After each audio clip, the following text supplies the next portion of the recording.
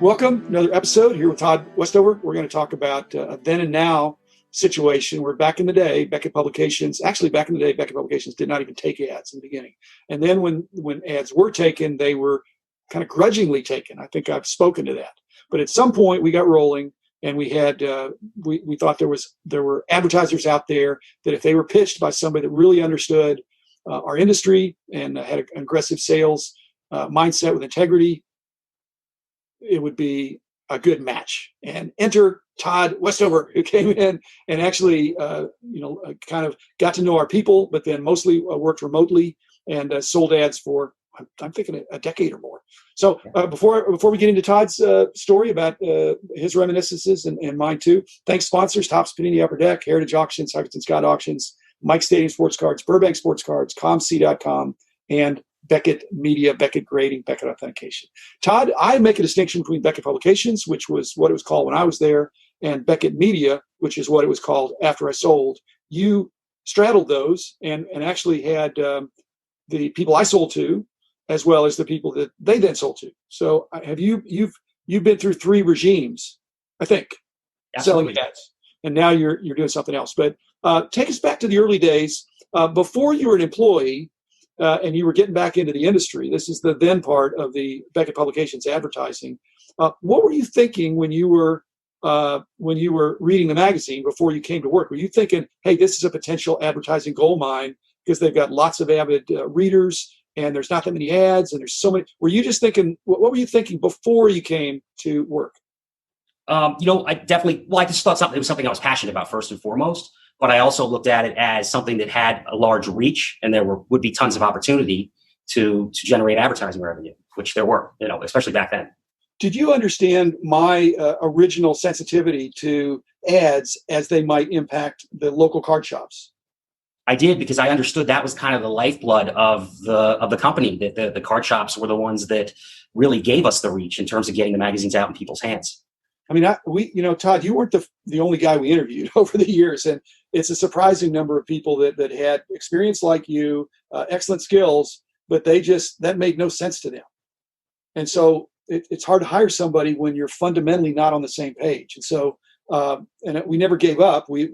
I actually, of the jobs I interviewed for, that was the most difficult.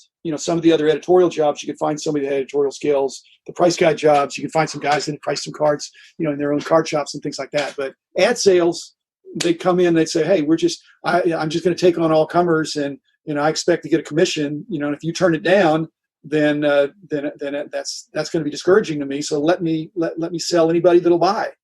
And so the fact that you understood that is why you got hired. And then, but also I think Dave Slipka was a big help, because David paved the way. David paved the way. Obvious that was a salesperson, and he kind of would set me down and explain to me, hey, this is why we do this, and it made sense to me, Well, Dave's a great guy too. So Dave was a little bit your mentor in the beginning, or? Yeah, I think so. Him and Mike Ober. And Ober was our VP of sales or advertising at that point. Yeah, I guess. Yeah. Okay. So that's great. And so your first 2 months, you were saying you came on location.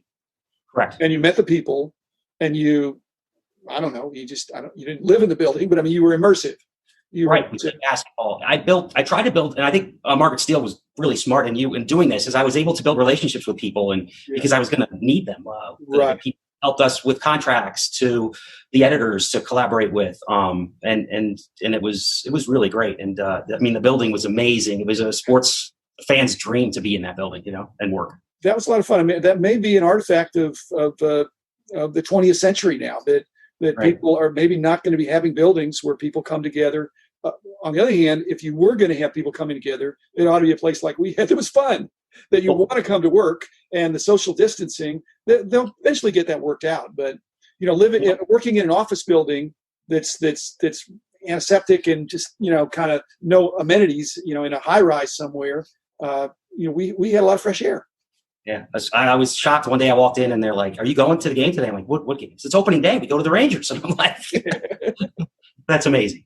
Yeah, well, like I said, it was not hard to find people that wanted to work for a company. The tricky part was we still had to get a lot of applications. So we had to figure out who's the best fit and not just by attitude. We certainly wanted to hire for attitude, but also for skills, because somebody that's got a great attitude that doesn't know how to close is going to be a failed salesperson. So, but tell the listeners about your style of persistence. I've never known that there's a famous book out there that is about being a great salesperson. That's Go for No, and it basically has the premise that the best salespeople are the ones that get the most no's.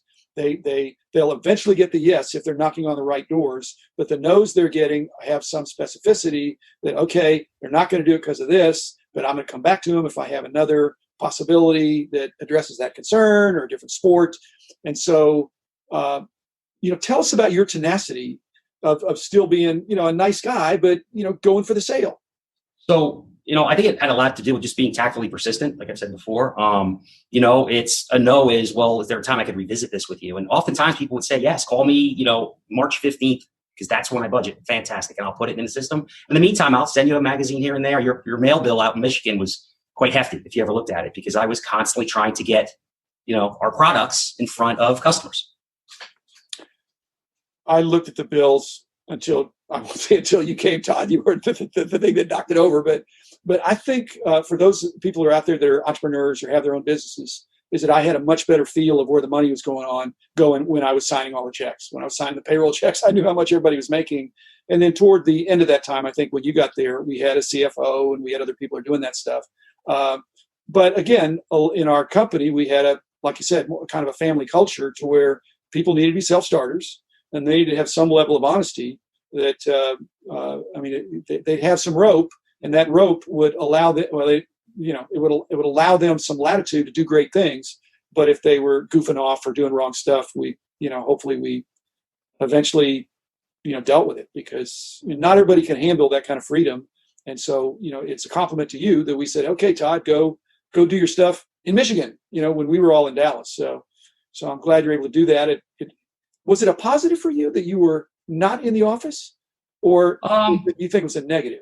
It was a positive for me because out here, it was both, right? So it would have been great to be in the office. I had great relationships with lifelong friends that I still stay in touch with from there.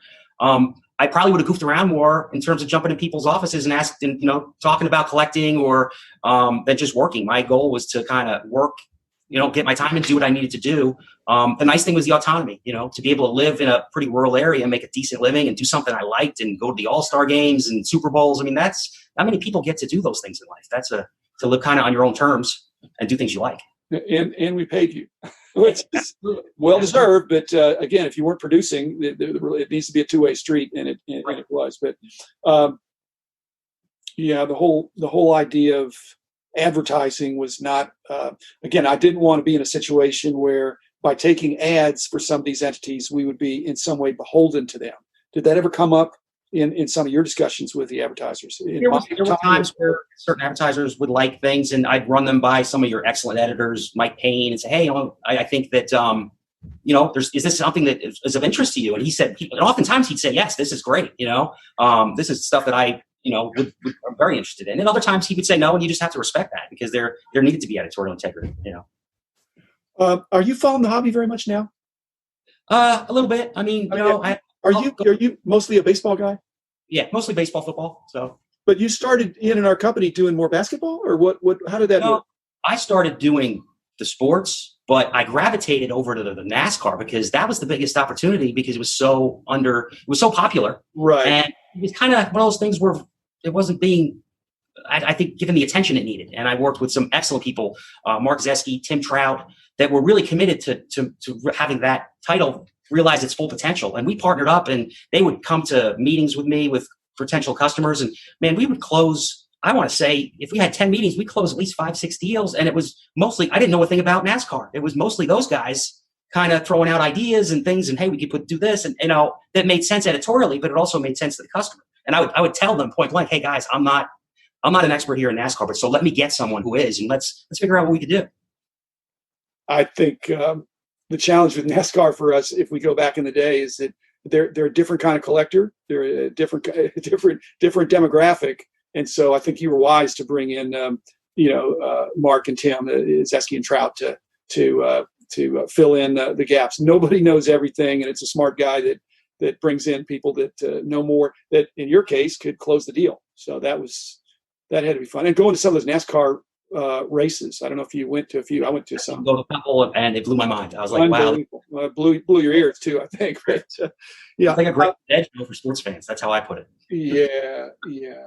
Okay. And so you're still in a selling capacity now, but your job, how did it evolve over these different iterations of the company? Did you become more aggressive as my successor entities became more aggressive, or was it more quota based, or because I think we were flexible, back in my day, very flexible, thinking that people would do great work if you gave them some guidance and encouraged them to do good stuff. I think that when I first started working for you, I needed to in my mind, I was trying to prove myself, right? Try to get some skins on the wall, get credibility as someone that is doing a good job. By the time you sold over to the Peter Gudmans' group, I felt like that's when I kind of hit my stride and I was proving myself. And Peter gave me a lot of runway to be more entrepreneurial and do what I needed to do to close business.